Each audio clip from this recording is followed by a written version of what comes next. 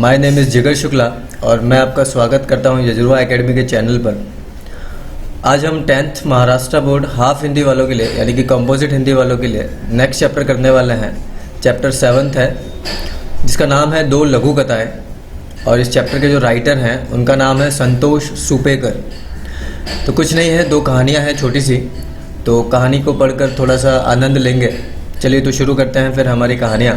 पहली कहानी का नाम है अर्जी।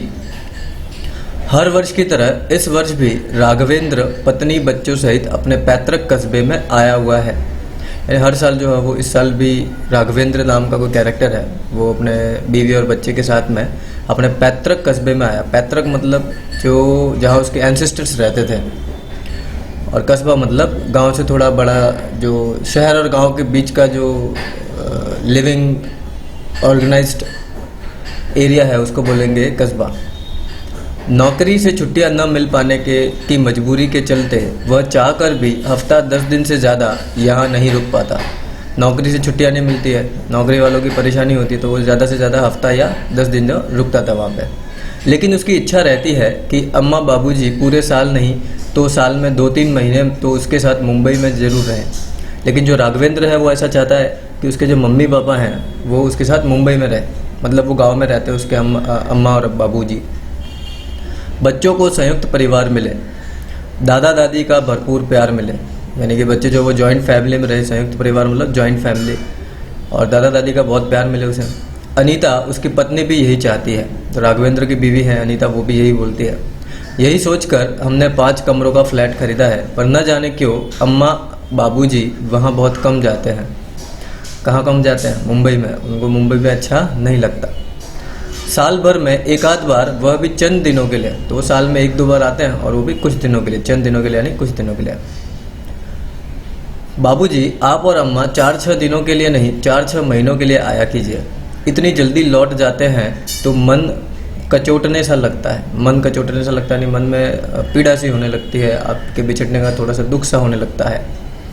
उसने पहली बार उनसे जब यह कहा तो वे बोले थे कि बेटा मैं कितनी बार कहूँ तुझसे कि वह छोटा सा कस्बा ही हमारी जन्म और कर्म भूमि रहा है, कि भाई ये जो छोटा सा कस्बा है, टाउन है, यहीं पर हमारी ये जन्म भूमि भी है और ये हमारी कर्म भूमि भी है। कर्म भूमि यानी जहाँ पर हम काम करते हैं।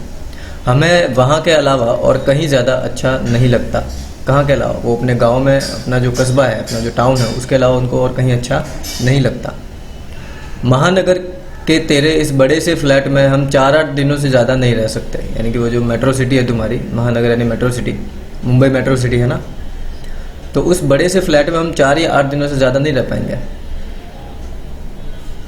आज शाम वह बचपन के अपने कमरे में घुसा। कौन? राघवेंद्र, जो गांव गया है घूमने के लिए।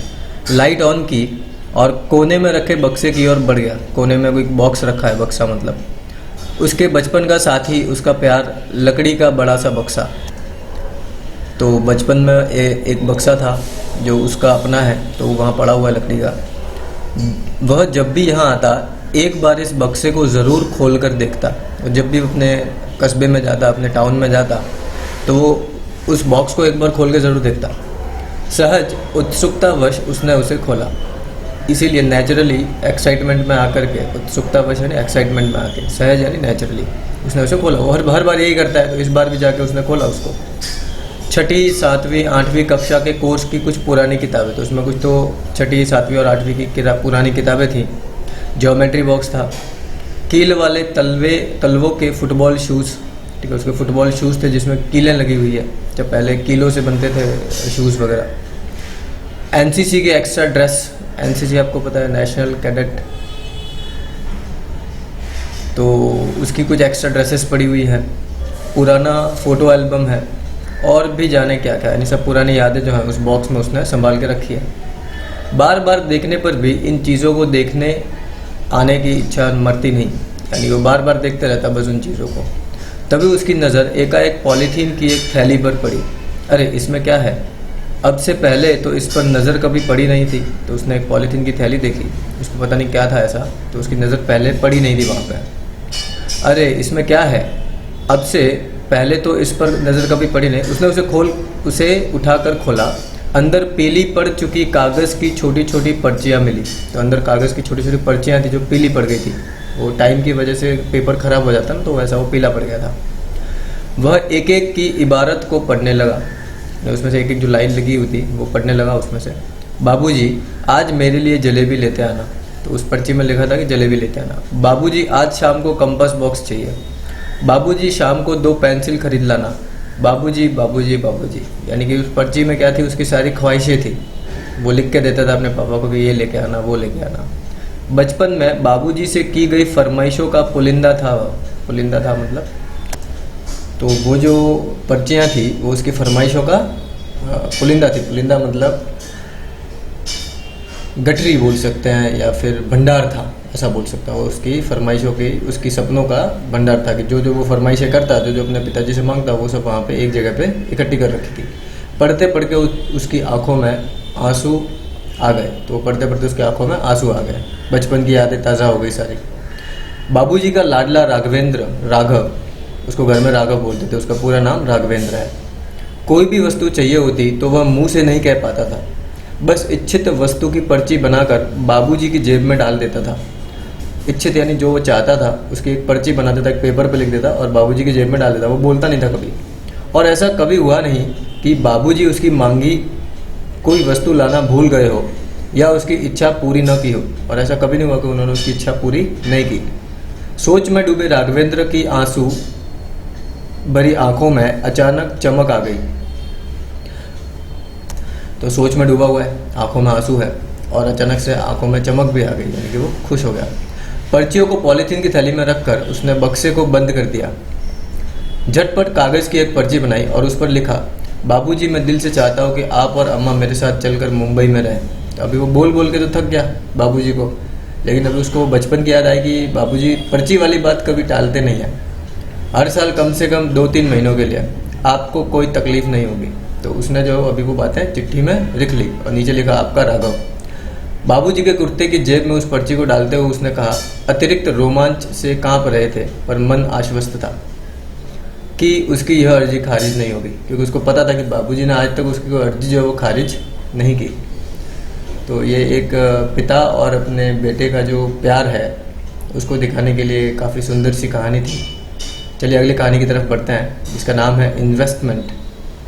इन्वेस्टमेंट मतलब आप कहीं पे कुछ पैसा इन्वेस्ट करते हैं ना, वो इन्वेस्टमेंट। यार सुरेश, अशोक ने अपने पारिवारिक मित्र से बड़े अचरज से पूछा, मैं देखता हूँ तुम अपनी सौतेली माँ की दिन रात सेवा करते रहते हो, लेकिन वह तुम्हें हमेशा बुरा भला ही कहती है।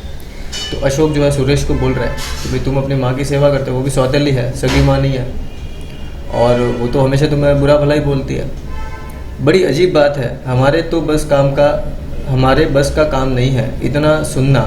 तुम कैसे कर लेते हो इतना सब्र, कि भाई वो इतना सुन के उसके आखिर इतनी सेवा कैसे कर लेते हो, सब्र कैसे है, पेशेंस कैसे है तुम्हें इतना करना पड़ता है भाई। सुरेश ने फीकी मुस्कान से कहा। तो उसने एक ऐसे मुस्कुराया हल्के से और फिर बोला, इन्वेस्टमेंट सेंटर चलाता हूँ ना, बाहर पैसे का इन्वेस्टमेंट करवाता हूँ और घर में संस्कारों का इन्वेस्टमेंट कर रहा हूँ। उसने बोला कि करना पड़ता है क्योंकि मैं इन्वेस्टमेंट सेंटर चलाता हूँ, यानी कि कोई इन्वेस्टमेंट ब्रोकर है। तो बाहर पैसे का इन्वेस्टमेंट करवाता हूँ, घर में किसका इन्वेस्टमेंट करवा रहा है, संस्कारों का, कल्चर का। संस्कारों का इन्वेस्टमेंट वह कैसे? बचपन में मैंने परिजनों को बुजुर्गों की सेवा करते देखा, इसी भाव का इन्वेस्टमेंट अब मैं अपने बच्चों में कर रहा हूँ कि मैंने देखा कि मेरे माँ बाप ने कैसे मेरे दादा दादी की सेवा की, वैसे ही अभी मैं देख रहा हूँ और मैं कर भी रहा हूँ। अरे भाई, बच्चे जब मुझे माँ की सेवा करते देखते हैं तो एक ईमानदार इन्वेस्टर की तरह मुझे उम्मीद है कि उनके अंदर भी भारतीय संस्कार विकसित होकर रहेंगे। तो ये छोटी सी कहानी है बहुत ही, लेकिन बहुत ही बड़ी सीख देती है कि आप जो भी इन्वेस्ट करते हैं वो आपको डबल होकर के मिलता है, चाहे वो संस्कार हो या पैसा। चलिए, तो ये लघु कथा के संग्रह से थी। शब्द संसार कर लेना, फिर पीछे क्वेश्चंस में संजाल पूर्ण करने हैं, घटनाक्रम को वाक्यों के हिसाब से लिखो, कृति पूर्ण करो, रिश्ते लिखने हैं उनके। अगर स्टोरी ढंग से पढ़ी होगी तो आपको पता होगा, जैसे अनीता और राघवेंद्र पति पत्नी हैं वैसे। फिर व्यवहार से संस्कार छलकते हैं, इस